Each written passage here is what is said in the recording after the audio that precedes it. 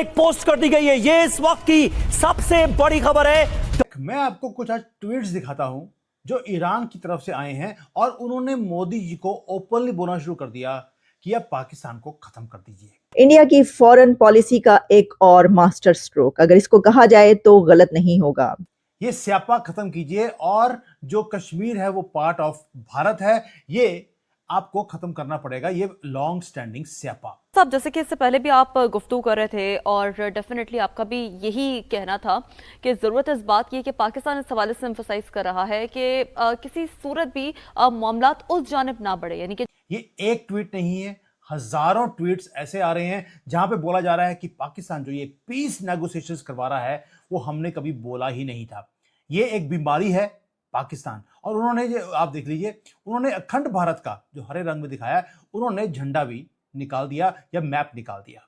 ये बड़ा rare moment है कि पाकिस्तान की जो लीडरशिप है वो ये महसूस कर रही है कि ईरानी जो है वो क्या कर रहे हैं। जब उनको इस चीज का पता है, दे हैव एन आइडिया कि पाकिस्तान जो है वो उनकी हेल्प कर रहा है। ये ट्वीट्स हैं जो पूरा इंटरनेट भरा पड़ा है कि जो है वो भारत के साथ हैं। और वो एक और काम बोल रहे हैं, उन्होंने बोलना शुरू कर दिया कि जी जो भारत और ईरान का जो बॉर्डर है वो एक होना चाहिए, यानी कि बीच में से ये बीमारी है जो पाकिस्तान नाम की वो खत्म कर देनी चाहिए। और कुत्ते जैसी हालत उन्होंने कर दी है पाकिस्तान की। टू स्टार्ट विथ, जो सबसे अहम चीज है इस वक्त पाकिस्तान के लिए वो ये है कि एक बार फिर पाकिस्तान की आलमी सतह पे पजीराई हुई है। ये मैप भी उन्होंने निकाला है कि भारत का मैप तो है वो वाला कि भारत माता खड़ी है झंडा लेकर, और पाकिस्तान का उन्होंने एक नया चेहरा दिखा दिया दुनिया को कि उनकी जो शक्ल है वो बिल्कुल कुत्ते जैसी है। ये मैं नहीं बोल रहा, ये ईरान के लोग बोल रहे हैं। आसिफ साहब, ये जो तमाम मामला पेश आया, इसमें मैं अगर हर फरीक की जानिब से बात करूं तो हर फरीक ही रेफ़र करता है towards UN charter multiple dimensions को लेकर, लेकिन मैं आपसे ये जानना चाहूँगी कि आखिर अहमियत बाकी क्या बची है यूएन की? यूएन तो बेचारा सिक्योरिटी काउंसिल तो पहले भी इनइफेक्टिव थी। बहुत सी चीज़ें तब्दील हो गई हैं। जैसे ईरान की जंग के बाद अगर नहीं हुई तो हो रही हैं। दोस्तों, बार बार वो बोल रहे हैं कि आप इस बीमारी को जिसका नाम पाकिस्तान है इसको आप खत्म कर दीजिए। ये biggest problem of the world है। ये मुसलमान ब्रादर मुल्क है इनका, पाकिस्तान का, जो आज इनके लिए ये अच्छे अच्छे शब्द वो बोल रहा है।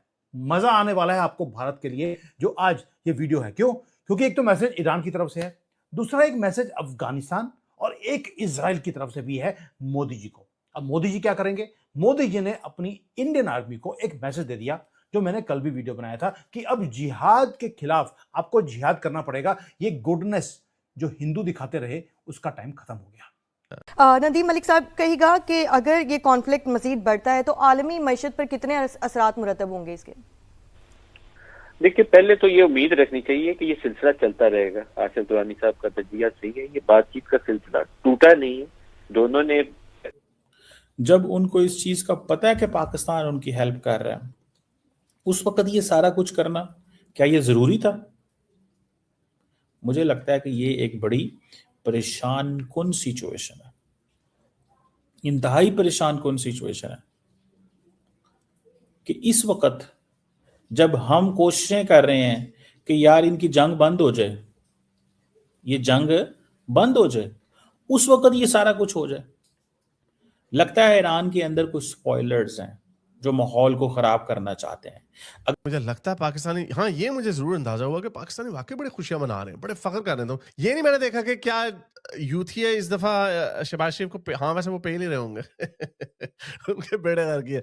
सो आई डोंट नो, आगे मेरा ख्याल ये डोमेस्टिक ही होगी। I don't want to keep playing the video. क्या लोग हैं यार हम इसी के ऊपर खुशियां मना रहे हैं कि हमने सुलह कराती की ज़्यादी हाँ ये मैंने जरूर देखा है कि जो इस एंटी इस्लामिक रजीम ईरानी है, और हमें सोशल मीडिया पे तो सिर्फ वही ईरानी नजर आते हैं क्योंकि मेजोरिटी वही है उन्हीं लोगों की। तो तो ये पाकिस्तानी उनको बड़ा तंग कर रहे हैं, तो ईरानी पाकिस्तानियों से बड़ी नफरत कर रहे हैं, खूब टिका के गालियां दे रहे हैं। जैसे एक ये सना इब्राहिमी लड़की है, उसके 1 मिलियन व्यूज हैं, कहते हैं कि Jammu and Kashmir belongs to India. तो मैंने भी ऐसे उसको रीट्वीट करके कह दिया कश्मीर बिलोंग्स टू इंडिया। यार ये पाकिस्तान वाकई इस वक्त बहुत लोग तंग हैं पाकिस्तानियों से। मैं देख रहा हूँ बहुत सारे लोग कह रहे हैं ट्विटर पे इलॉन मस्क को टैग कर करके मिलियंस में जा रहे, क्या किसी तरह ये फीचर ऐड कर दो कि पाकिस्तान को हम ब्लॉक कर दें। इतने 2 नंबर ईरान के नाम से इन्होंने अकाउंट खोले हुए पाकिस्तानियों ने। ईरान वॉच वाला जो एक चैनल है ना, बहुत बड़ा हैंडल ट्विटर का, वो पाकिस्तानी का। तो एनीवे हमारे पाकिस्तानी सुलह करा के कहते हैं कि हम सुपर पावर बन गए। और ट्रंप को इस चीज को वो उसको बड़े अच्छे से पता है, और वो पाकिस्तान के वजीर आजम की और फील्ड मार्शल की बड़ी तारीफें भी करता है। और ये अगर वो समझते हैं कि वो करेंगे हमले तो हालात खराब नहीं होंगे, मैं समझता हूँ हालात बहुत ज्यादा खराब होंगे, हालात बहुत ज्यादा खराब होंगे। हम ये अफोर्ड नहीं कर सकते। हमने ईरानियों को, अपने दोस्तों को, उनकी बड़ी सपोर्ट की है। आप इमेजिन कर सकते हैं पाकिस्तान ने जितनी सपोर्ट की है ईरान की, किस मुस्लिम दुनिया में मुल्क ने सपोर्ट की है, मुझे बताएं। किसी ने नहीं की। कोई कह दे हाँ हमने बड़ी की है, तो मैं भी बैठा हूं यहाँ पे, मैं बताता हूं आपको। बताएं किसने कहा है आपको, किसने सपोर्ट की है ईरान की स्वाय पाकिस्तान के? किसी ने सपोर्ट नहीं की। तो ये मुझे लगता है कि there some people within Iran जहां पे जो IRGC का जो रोल है वो बढ़ चुका हुआ है, और ईरान की जो सिविलियन गवर्नमेंट है उसका रोल बहुत हद तक कम हो चुका हुआ है। क्यों बोल रहा हूं? क्योंकि उन्होंने अभी अभी एक सबसे बड़ी जो फोर्स है मिलिट्री की दुनिया में, इजराइल, उसके लिए उल्टी सीधी बातें बोल दी। इनका जो डिफेंस मिनिस्टर था ख्वाजा आसिफ, उसने बड़ा टफ दिखाने की कोशिश करी सोशल मीडिया के ऊपर। उसने इजराइल को बोल दिया कि दुनिया के ऊपर एक शराब है। मैं वर्ड यूज नहीं करना चाहता जो इन्होंने इजराइल के लिए यूज किए थे। उसने लुल्ला से प्रे किया कि जो इजराइल है वो नर्क में जाकर आग में झुलस जाए। लेकिन उसके बाद क्या हुआ? टोटल ह्यूमिलेशन फॉर इस्लामाबाद, क्योंकि इजराइल ने फाड़ के रख दिया पाकिस्तान को। ओपनली डिक्लेयर किया उन्होंने कि पहली बात है तुम तो मेडिएटर हो ही नहीं एक पूरी चीज के अंदर, तुम तो ऐसे ही उछल रहे बंदरों की तरह, सुअर की तरह होना चाहिए था। और क्यों बोला इजराइल ने? इजराइल ने साथ में यह भी बोल दिया कि अगर पूरी दुनिया में कोई प्रॉब्लम है तुम तो कोर हो उस प्रॉब्लम के, यानी कि कोड बता दिया है पाकिस्तान को। उन्होंने लेबल कर दिया पाकिस्तान को कि तुम स्टेट्स। पाकिस्तान ने सोचा था ईरान और यूएसए की दोस्ती करवाकर हीरो बन जाएगा, लेकिन ईरान ने तो गेम ही पलट दिया है। ईरान अब खुलकर इंडिया और पीएम मोदी का सपोर्ट कर रहा है और पाकिस्तान को अननेसेसरी बता रहा है। क्या है ये पूरा माजरा? दोस्तों, हाल ही में पाकिस्तान ने ईरान और अमेरिका के बीच एक पीस टॉक होस्ट करने की कोशिश की थी, लेकिन ट्विस्ट ये है कि मीटिंग खत्म होते ही ईरानियन मीडिया ने पाकिस्तान की ही धज्जियां उड़ा दी हैं। ईरान के अकॉर्डिंग पाकिस्तान एक अनरिलायबल नेशन है और दुनिया को शायद इसकी जरूरत ही नहीं है। इतना ही नहीं, ईरान अब ओपनली कश्मीर को इंडिया का इंटेग्रल पार्ट बता रहा है और पीएम मोदी की लीडरशिप की तारीफ कर रहा है। जब पाकिस्तान सऊदी अरेबिया के साथ मिलकर अपने प्लेन्स मूव कर रहा था, तब ईरान ने साफ कर दिया था कि उनका असली दोस्त सिर्फ इंडिया है।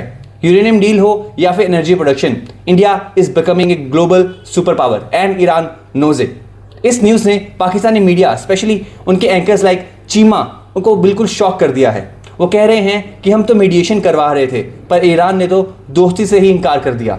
ईरान का कहना है कि उन्होंने कभी पाकिस्तान से हेल्प मांगी नहीं थी। इंडिया का बढ़ता दबदबा देखकर आपको कैसा लग रहा है? कमेंट सेक्शन में जरूर बताइए। अगर आपको वीडियो अच्छा लगा हो तो वीडियो को लाइक और चैनल को सब्सक्राइब करना ना भूलें। मिलते हैं अगली वीडियो में। जय हिंद।